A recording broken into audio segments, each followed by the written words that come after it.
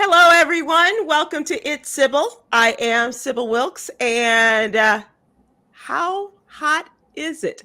So, hi, Cam. How hot is it with you where you are? It is so hot that my sweating is sweating. Your sweat has sweat. Yes. So, if I've had one old white man ask me once, I've had 1,000 old white men ask me in the last 4 days, hot enough for you? And it's like, I want to put up a sign, Cameron, and say, no, it's not.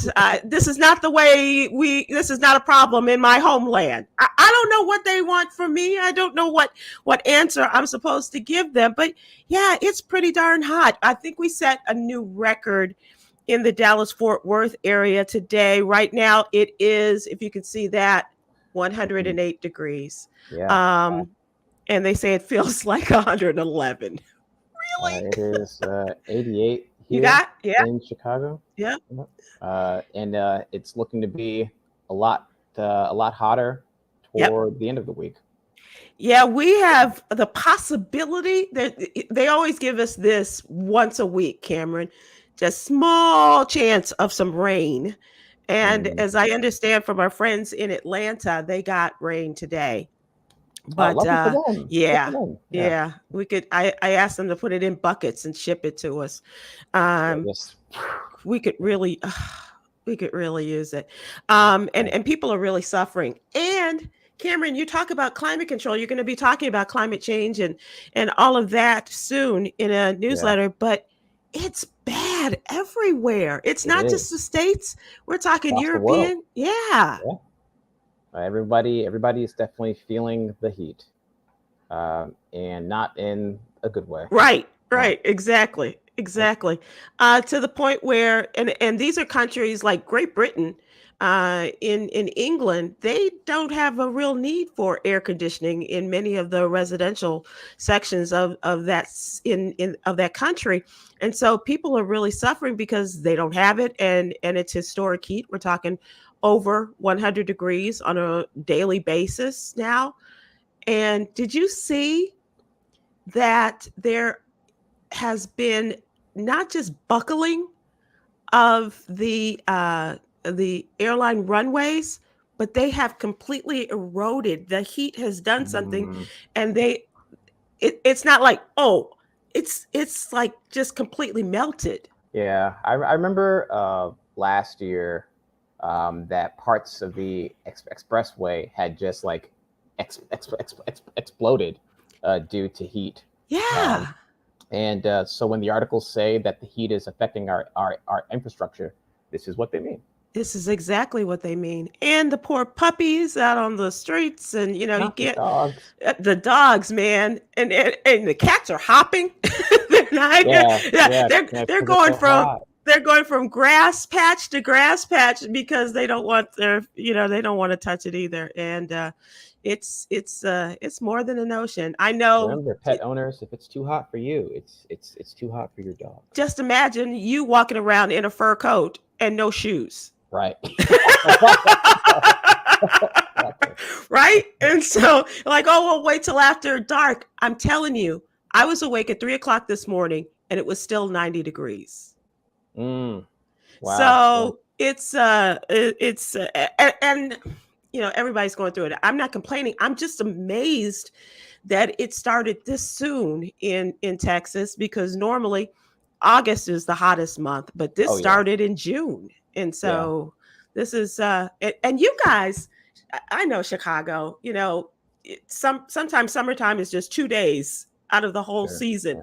But you guys are really up and down, like 60 degrees. And now, you're up to almost 90 degrees. And like I try to wake up early and go outside and get some exercise, but it's quickly becoming a point where it's never too early for it to be considered cool enough, to go for a run or crank out some pull-ups or something. It's getting pretty hot out there. It's really ridiculous. Like I said, I looked at my phone when I woke up and I was like, well, it's 90 degrees. You can't even step outside to get a breath of fresh air. Yeah, it's almost too hot for crime, honestly. Well, no, No. Never came out the crime? No? Oh, okay. I think we look at the crime blogs and we can see that no, that does not take a holiday. Not hot enough for crime. Yeah, and neither is it too cold for crime in our cities either. So, all right. When there's a will, there's a way. So, welcome to Weather Talk with Khameron and Sybil.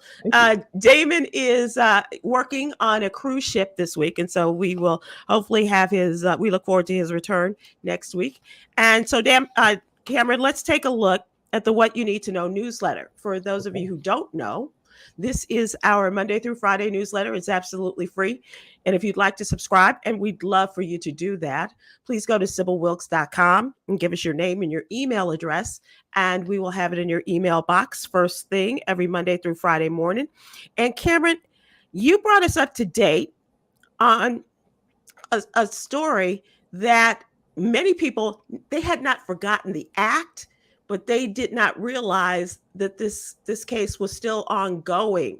And I'm talking about the massacre at the Parkland High School in 2018. You give us an update on the man who is charged and charged with the murders and the massacre at the Marjorie Stoneman Douglas High School. What is that all about? Yeah. So for those of you who remember, this occurred, the Marjorie Stoneman Douglas High School shooting in Parkland, Florida, that occurred more than 4 years ago. The trial has begun, and Nicholas Cruz, the 23-year-old man, is now facing two alternatives. He's facing either life in prison without parole, or he's facing the death penalty. Cruz has already he's already serving 26 years for assaulting a prison guard 9 months after the shooting. So this will get tacked on to that, or the execution will just knock all that out indefinitely and consider it time served, I suppose. Cruz was 19 at the time. He's 23 now. He had legally purchased an AR-15 that he used in the massacre. He killed 17 people, students and teachers. Yes. So the reason why this is interesting, Sybil, as I was sort of like, as I was writing the article, I was wondering, okay, well, how many of these shooters are taken alive? And as I was looking through the Wikipedia page, a lot of the shooters who commit acts of violence over about 5 people, they take their own lives. Ironically enough, the last few shooters that we've seen have been taken alive. A couple of them have also been just been killed at the scene, but Nicholas Cruz is one that will stand to face justice. And so it's Florida still has the death penalty, and as a black man, I'm sitting here wondering, not only am I tired of all these shooters being taken in alive, but if I was a Floridian, I wouldn't want my taxpayers dollars going to feeding this person for the rest, taking care of them in prison for the rest of their lives. And he's 23, so the rest of his natural life could be another 70 years, right? Yeah.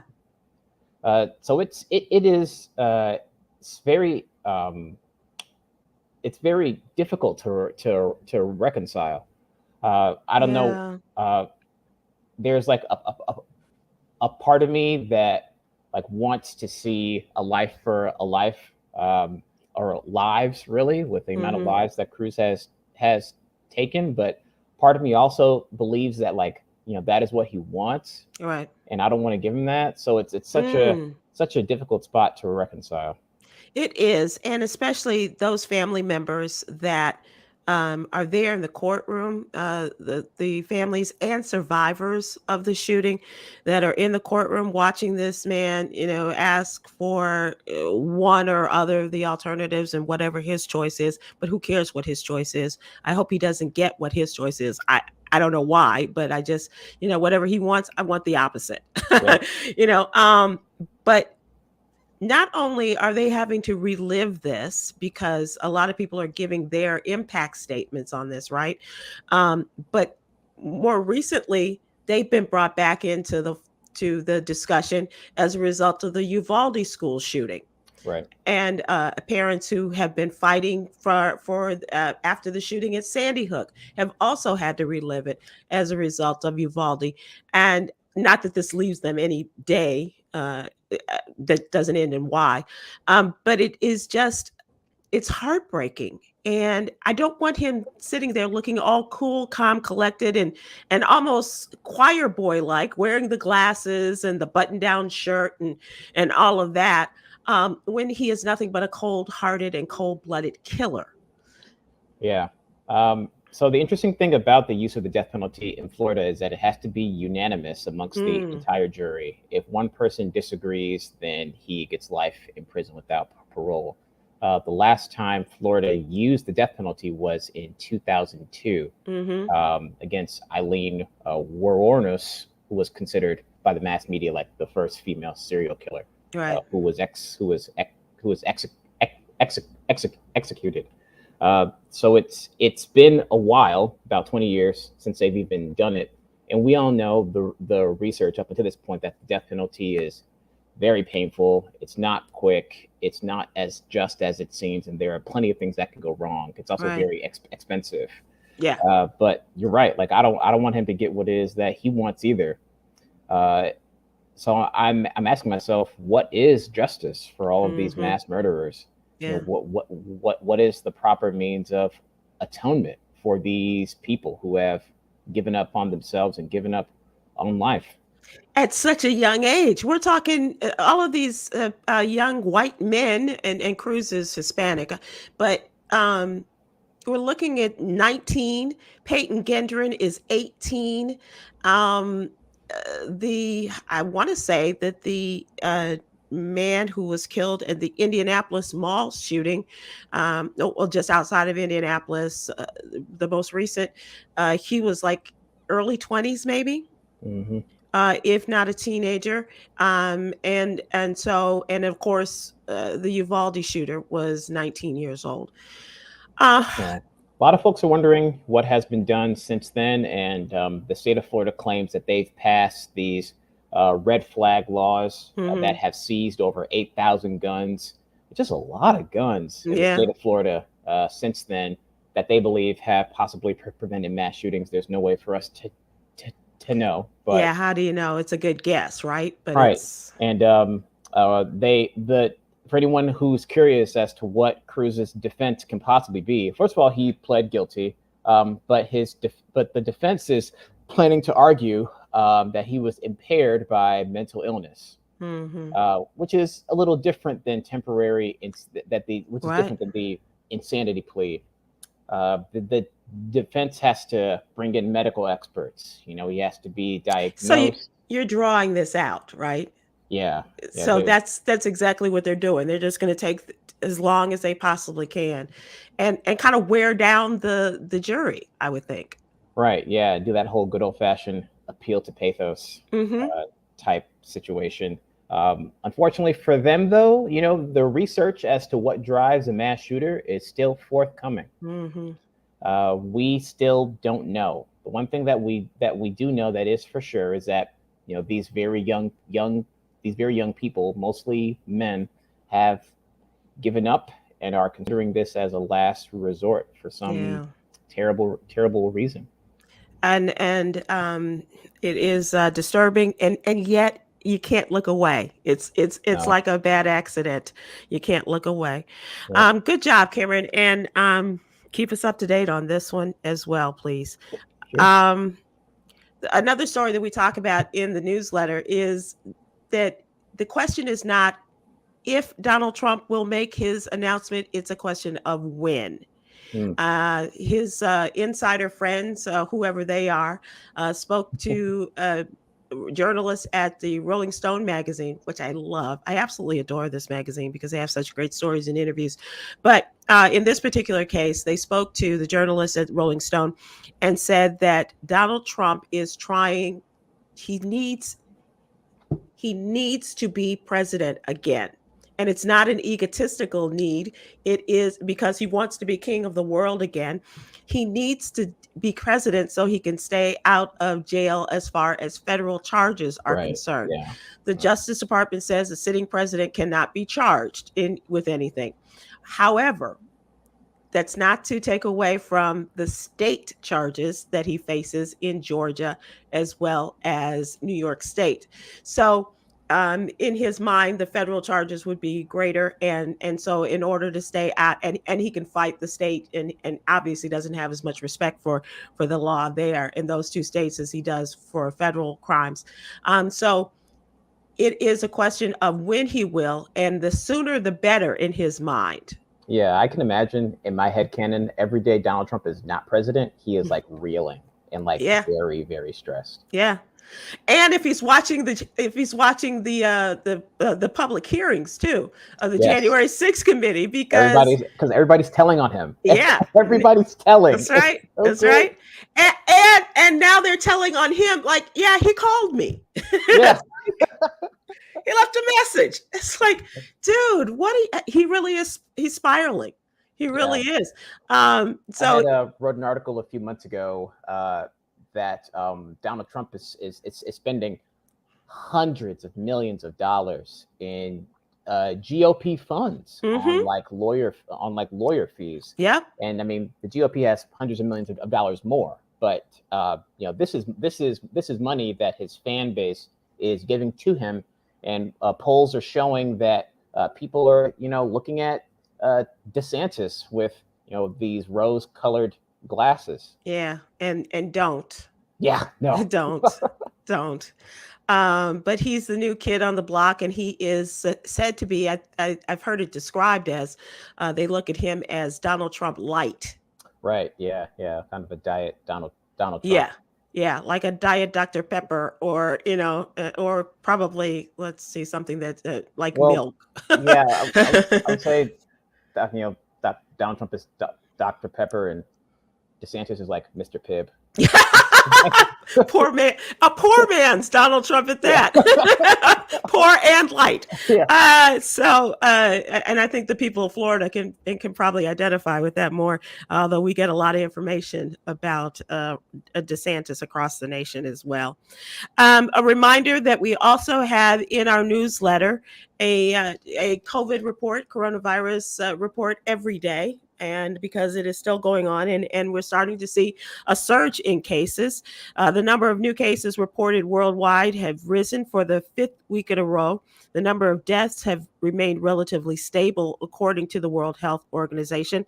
And they say that a review of the pandemic, there were 5.7 million new infections confirmed last week. That's worldwide, marking a 5%, more than a 5% increase. So, as goes the world, so goes the United States. And as I've said on the show, for the last 2 weeks, I have people in my life who are still testing every day to get a negative COVID test, because they're still suffering.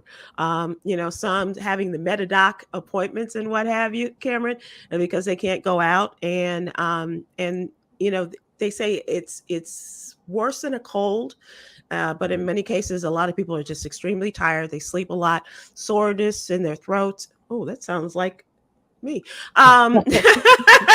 But a lot of this is still going on, and the more we lay our guards down, the more this is likely to spread. And the mask rules are coming back in a lot of places, in public places. They're talking about bringing them back.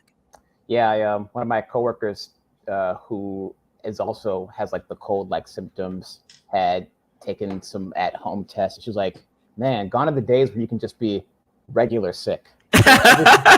Every time when you get a runny nose or a bit of a head cold, your mind goes, "Do I have?" Oh my God! Where are the tests? Where are the tests? You can't just be regular sick no more. No, exactly. No, Bo is right. You have to go get that COVID test. And Sybil, did you also hear that at the end of the Biden administration, well, at the end of the 4-year, don't know about what's going on later on, but Dr. Fauci will be hanging up the old lab coat. He is, and we got to talk about this because it's an interesting story. He has announced his retirement by the end of the current term of Joe Biden. He really said though, like people were like, oh, I thought you were gonna retire after COVID passed, right? And then Dr. Fauci said, well, if I said that, then I wouldn't be retiring for another 105 years. And I was like, whoa, wait. Damn. Okay, bury the lead there, player. Hold on, Dr. Fauci. What are you telling us? Exactly. I think we know. Exactly. So that's what you'll find in the What You Need to Know newsletter. Please go and subscribe to @SybilWilkes.com. We would love to have you. All right, young Khameron, it's time for our question of the day. Okay, please don't ask about my dating experience. No. We're not. We're not. We're on that? Okay, we're not. But it is deep and intrusive. Oh, okay, great. Okay, so this really is a what's really going on question. So the first question is the first part of this two-part question. How do you see yourself? Okay, yeah. So do you see yourself as a leader? Do you see yourself as a follower? Do you see yourself as a peacekeeper? Do you see yourself as the dependable one, a lover, not a fighter? Do you see yourself as, the steady guy? Do you see yourself as, however you see yourself? This is for you and for our listeners as well as our viewers. How do you see yourself? And the second part of the question, I wonder if I should wait and ask you the second part. No, it's fine. The second part of the question is, how do you think others see you? Oh, sure. Okay, so let me, I'm not sure if you have your answer, but let me just... I think about this all the time. Yeah. Do you really? Okay, yeah, interesting. Because there's been studies that there are 7 fascinating ways you see yourself differently than others see you. 7 different ways. I don't know if we'll have time to go through all these 7 different ways, but I would love to hear from you, young Khameron. How do you see yourself? Yeah, I see myself as someone. I often reflect on something that I call the measure of my life. What is the measure of my life? And I see myself as someone who has a very bad habit for getting back up again. Whenever I've been knocked down by whatever, And you see that as a bad habit? Bad comedically. Okay. Sorry. I don't think of comedically from you. So sorry. There are moments where, like, I think you figured it out now. Like, there are moments where I say things and I'm laughing in my head. That's true. That's true. And the rest of us are going. Right. Yeah. This plays into how do people see me, but we'll get to that later. Okay. So yeah. You see yourself as one who, not in a good way. No, I'm kidding. Who keeps coming back. You're resilient in that way. Yeah. Yep. And so, do you have an example of that? Yeah. I mean, in the pandemic, I got into a really serious car accident. I almost died. I've got the seatbelt scars to prove it. And that could have taken anyone out for a lot longer than how it took me out. I was back on the road the next day. With all of the opposing forces that I experienced as a Black man, having to support 2 generations of my family, or to assist in the support of 2 generations of my family, trying to maintain my own health and wellness. Other people would have sought relief in other toxic ways, but I try to stay on a very healthy, even keel. Statistically speaking, I've made it past 30. That is becoming more and more unheard of for a lot of Black people out there, for a lot of Black men. And so I think that's fascinating. And yet you're one of those guys. You don't back away from any challenge, do you? Nah, can't. Yeah. Because I think about, your encounters with people on the streets or the subway or whatever, and how you come to the defense of people, as well as your family. I mean, you're the man of the family in a lot of respects, and so, and in support of your siblings and your mom and your grandma and your aunt, and where do you think that comes from? Oh, in my family, we have a very long lineage, very driven and motivated entrepreneurial women, but also we have a very long lineage of very peaceful, gentle giants of men, who are very reliable, dependable, who won't let anything bend or break them. And I just chalk it up to that. I also, did my fair share of reading a lot of like autobiographies of like strong Black men in the past who had to overcome things too, and I just adopted that mentality. Who's your greatest example of that, of the biographies or autobiographies you've read? Yeah, I would definitely say Malcolm X as one. Per person who stopped at nothing to like educate himself at any cost. He always sought education, and knew that education is what would give him purpose. Unfortunately, this person has like aged out, but one of the first biographies that I read that I was greatly inspired by was Dr. Ben Carson. Yeah. I can see that. Because I remember those days when the movie the book came out, and the movie and all of this, The Gifted Hands, and I went as Dr. Ben Carson for Halloween in third grade. That's how bad it was, and no one knew who I was, and I was so proud to tell people. And then I heard him speak about like a decade later, 15 years later, and I was like, oh yeah. Damn. And then going into the Trump administration and making a mockery of the whole system. Yes. So let's see if we have anybody who, first of all, will tell us, how do you see yourself?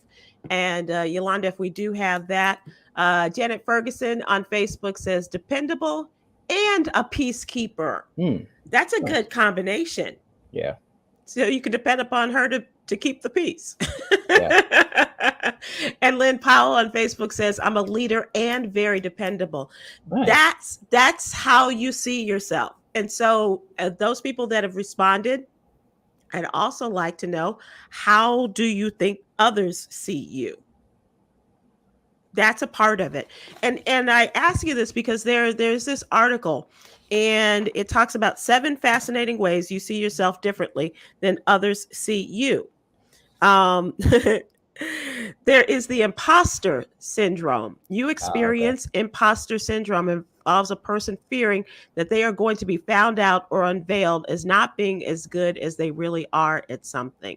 I think a lot of people have that, and especially the more successful people you will find, they, I guess you could say, fake the funk until they're found out.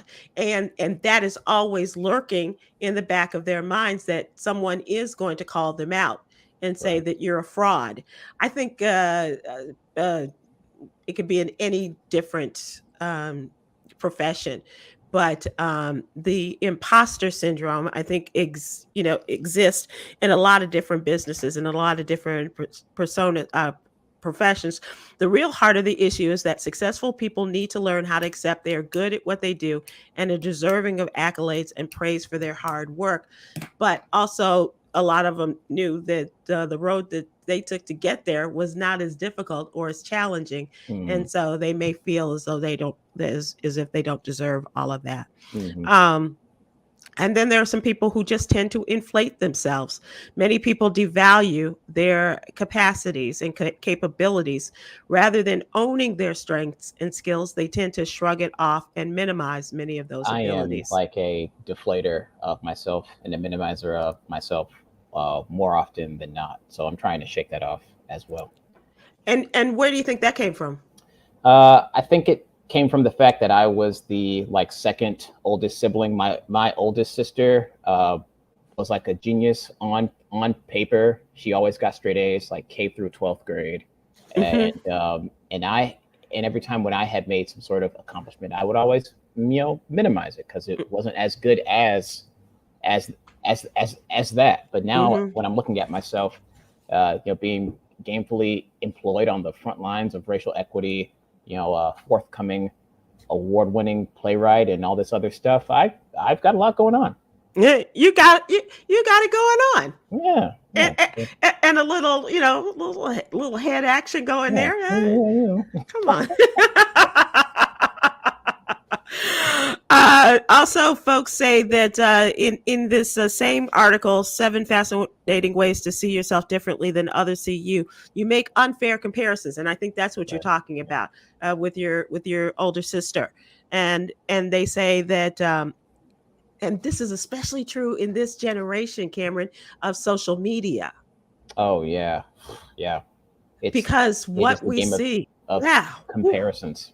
woo, Yeah. and people, our opinions of ourselves are just so deflated as a result of, well, that person is, look at the life they're living, Right. and once they turn off the lights, and once the camera goes off, or the computer top goes down, uh real life happens, and so that whole world of social media and, flossing, if you will, can really take a lot out of a person.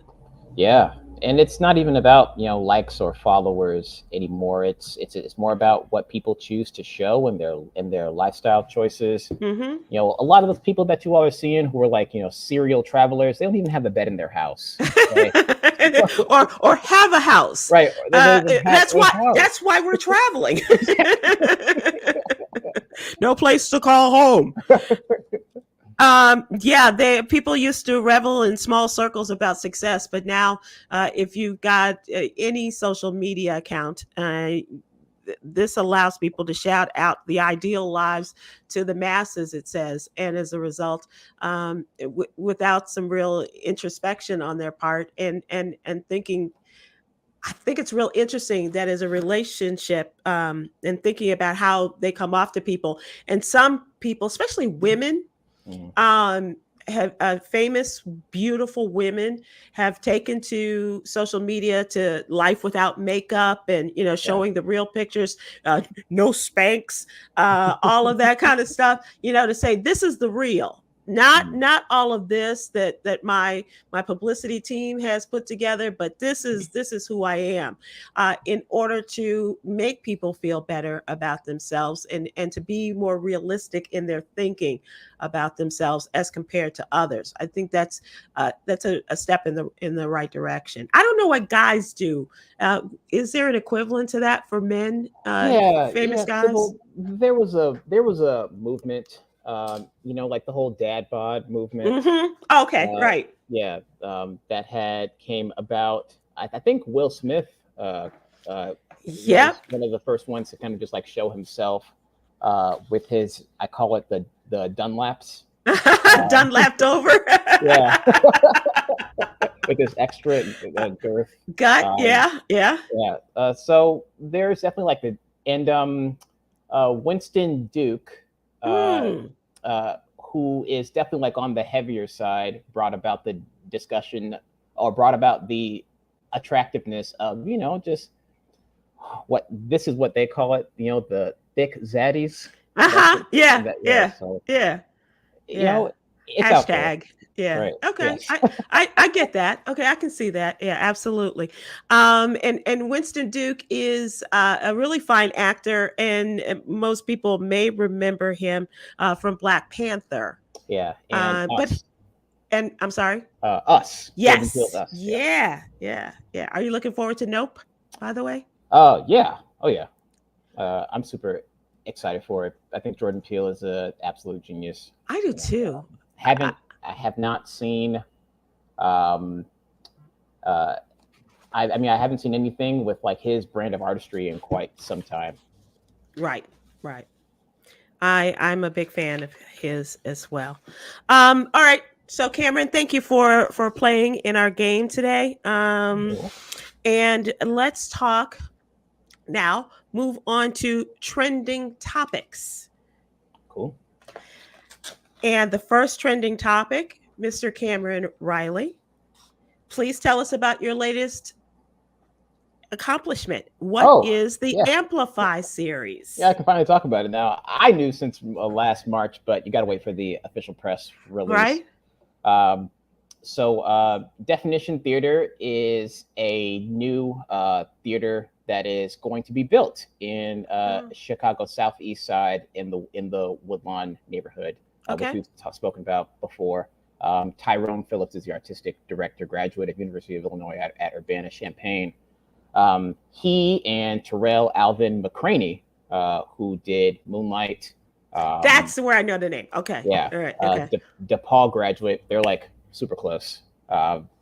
So every year they have this series called Amplify, whose job it is to amplify up and coming playwrights.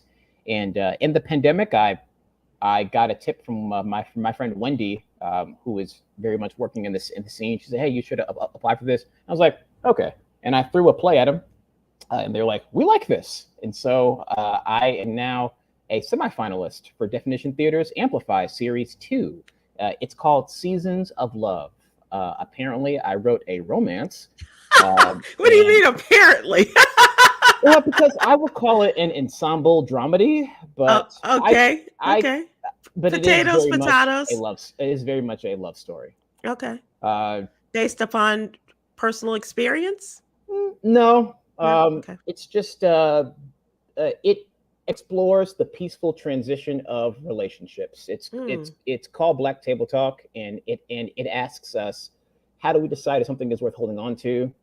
How do we decide if something is worth letting go of? And if it is worth holding on to, how do we wrestle with that awkward stage of trying to still be friends, but keeping that love on the inside? And that's the same play that I threw at Juilliard, actually. And they're like, "Hey, we really like this." Okay. So there are 8 of us who are semifinalists. The top 4 get a $3,000 stipend, and they get a commissioned production. So nice. There is going to be a digital streaming of it after the theater festival, which is August 13th and the 14th. So feel free to watch the digital streaming of it. So how do we participate? I mean, do we vote after we watch it? Do we get to vote, or how can we help you in this?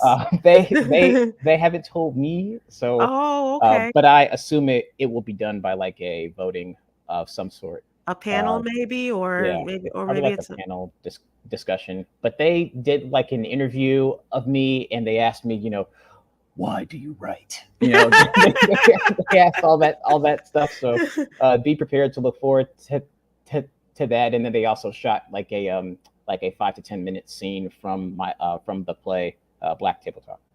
Okay, so the only thing I saw was the initial introduction, and every person just said their names. Right. And everybody said their name except for said their full names except for Khameron Riley. It was like, "I'm Khameron."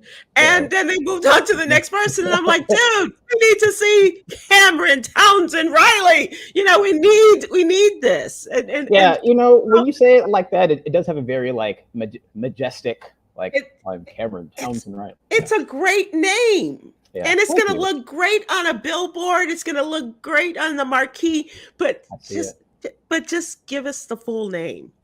Yeah. See, that's that, minimizing aspect of me that I got to look at. So, for those of you who are in the Midwest who want to come down and see some really good theater, just go to Definition Theater /AS2, or you can follow me on Instagram at Khameron_Riley. And the link to the theater festival is in my bio. Yeah. It's going to be a really good time. I'm super excited. I've got a lot of other stuff coming down in August too. So we will see. August is going to be a busy, good, and hopefully profitable month. I am hoping. I'm in the final round for a fellowship in New York. Awesome.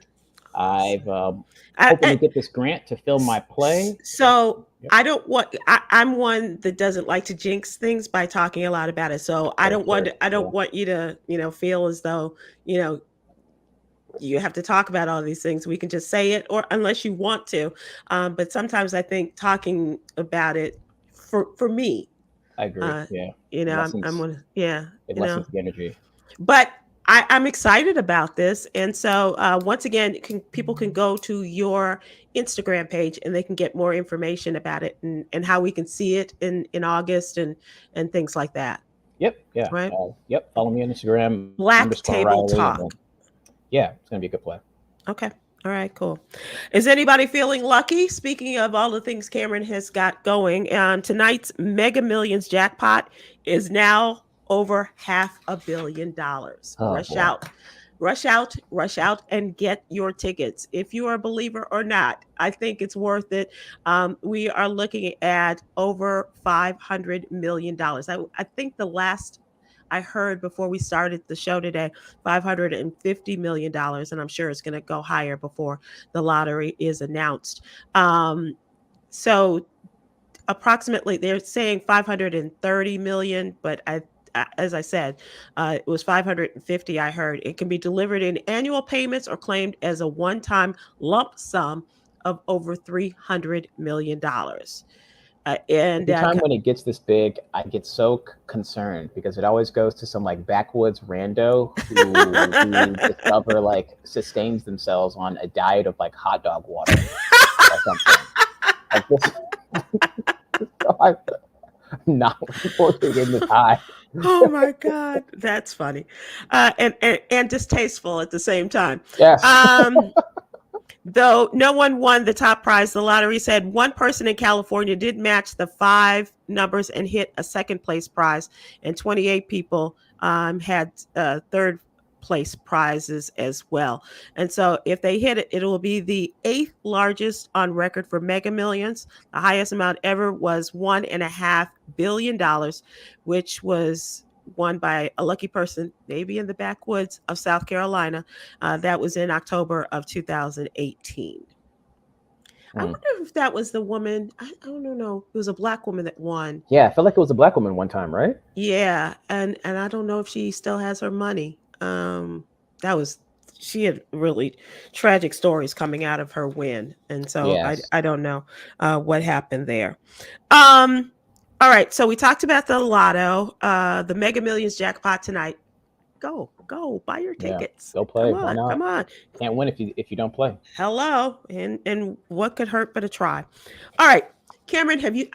I'm assuming you've seen this, but for those who haven't seen this video that's gone viral of an amusement park in Philadelphia called Sesame Place. It's the theme park that is based upon Sesame Street. Oh. And they have issued not one, but 2 apologies after video surfaced showing a character appearing to ignore 2 little precious Black girls at a parade. Saturday, Jody Brown shared a 9-second video of her daughter and niece extending their arms for hugs from the performer in a Rosita costume. In the video, Rosita can be seen high-fiving other guests and as she's walking down the parade path. But as the little girls hold out their arms, she just waves the kids away. This is so sad. I know. This is terrible. It really is.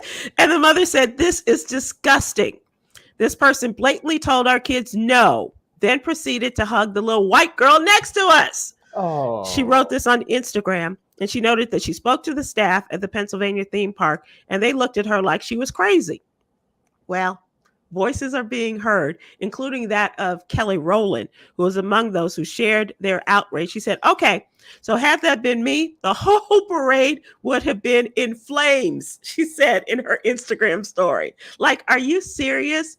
You're not going to speak to my child? And then you see that baby's face at the end, the little one with the pink on? She deserves an explanation. And they have hired a lawyer. There we go. Yep. I would call it intentional infliction of emotional distress. Get that coin. According to a statement from the Sesame Place, the character costumes were to blame. They said they couldn't see them. Nah. You saw these little babies as just shushed them away. And there was another one, and I'm not sure what this was, but it was like the character was aggressive with this little girl and just kept, moving in on this little girl. And she was just a little imp of a child.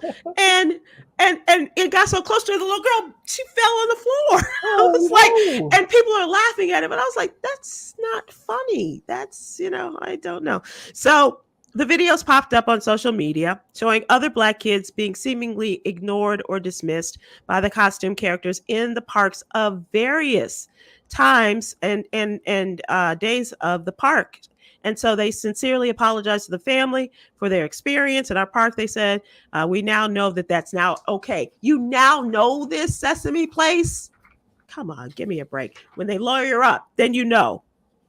That's okay. So right. I'm saying, like, that's so terrible, because Sesame Street is like a prodigious show founded on diversity and inclusion. Exactly. Everybody has a place on Sesame Street. Right. Nobody is shunted away. Nobody is just like, go away, little Black girl. Right. Who wants to hug me? Exactly. Not even if you live in a trash can and if you smell awful. Okay. I'm an Elmo girl myself, but I get it. I'm a pet lover. Are you, Khameron? Oh yeah. Do you have okay, so the Lynchburg, Virginia Humane Society is helping to find homes for some 4,000 rescued beagles. Oh. Did you see this? They're being removed from a research facility in Virginia, Cumberland, Virginia, where they say they were deprived of care and food because they were being bred for science experiments, for research.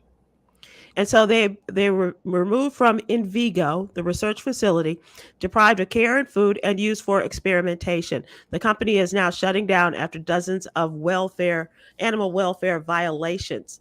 And the Lynchburg Humane Society is part of a massive unfolding rescue operation, and they're teaming up with shelters across the country to take the beagles in.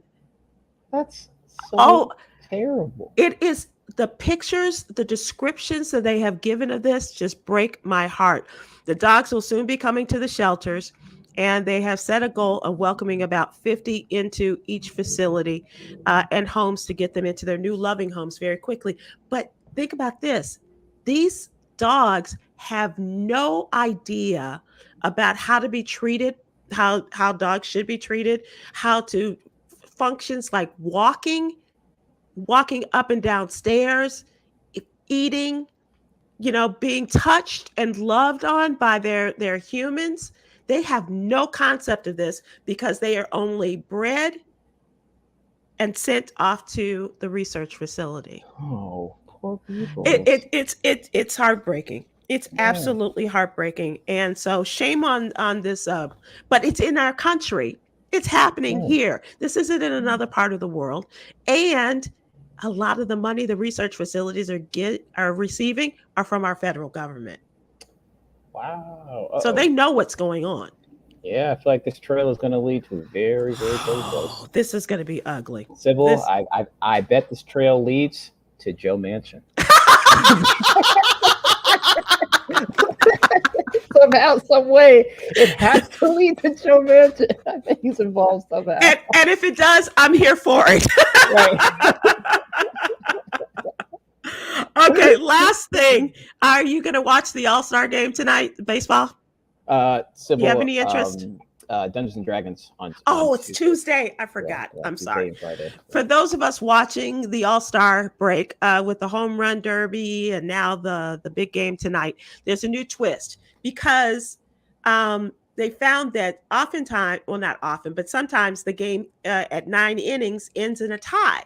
And so then they got to figure out, okay, who's going to pitch? Because you've already run through all your pitchers. Mm-hmm. And these are high money pitchers. So you can't just throw them back out there again. So what they're going to do is if the game, the East and the West, if they end in a tie, they're going to start another home run derby. Oh, that's cool. So that's really cool. Yeah. So after this, the new way to decide the exhibition games winner has been tucked into this, and they have pre-selected the hitters for the game from the National League and the American League. A member of the league's coaching staff will deliver the pitches. The hitter can see an unlimited number of pitches, but only take 3 swings. And the league with the most homers after 9 swings wins. And if it's tied again, then they start all over again. But just a home run derby, adding that element back to it is very interesting. Okay? Yeah, home run derbies are so fun. I think so. And they really knocked him out last night, too. Yeah. All right. Thank you for participating in our trending topics. And now it's time for a quick look at entertainment. Nice. And I got to ask you, I don't know what kind of relationship you had with your grandparents growing up, Khameron, but did they spoil you a lot? Not me. No. Your sisters? Yes. Okay. Yeah. Okay. So I don't think that I was spoiled, but I was the first grandchild on my mom's side, and I was the last grandchild on my father's. So Grandpa Floyd Mayweather is spoiling his grandson. So much so, he has purchased an $18,000 mink car seat.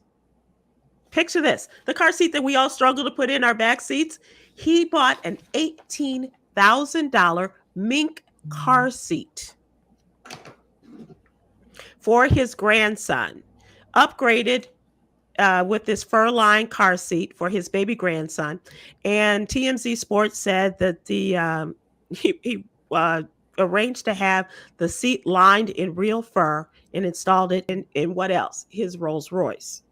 Yeah, that gives a whole new meaning to Andriana furs. For folks who don't live in the Chicago area, I think there are probably some folks who are now thinking, no, put the money in the child's education. The mink interior is for Kentrell Jr. This is the son of his daughter Yaya, and the NBA young boy are his parents. And since he was born, he's been loving the role of grandpa and spoiling the heck out of this child. An $18,000 mink-lined car seat. Wow. Don't say he didn't do nothing for you. Do you remember that car seat? No. No, I don't. No memory of it, Grandpa. Okay. Sorry. Well, that's why, but I gave it to you, so that's why you need to come over here and change my diapers. Okay. That's not a good visual either. Floyd Mayweather in diapers. I'm sorry, Floyd. All right, so Khameron, we're going to end up with today's Yogi's Jewel, our daily inspiration. And this is something for all of us. I can't speak for anyone else, but I can say this is true for me. In order to have your best life, you must have a healthy mind. So consider therapy, Sybil Wilkes. I think it said that right there. I think she wrote my name right there at the bottom of it. So thanks, Khameron. It's been fun, and continue to be brilliant and give us your observations and the What You Need to Know newsletter. We appreciate it. Oh yeah, thank you, Sybil, and thank you, Tuesday crew. Always pleasure. All right, and hopefully we'll see Damon back here with us next week. Thank you, Khameron Riley. Thanks, everybody. Aloha.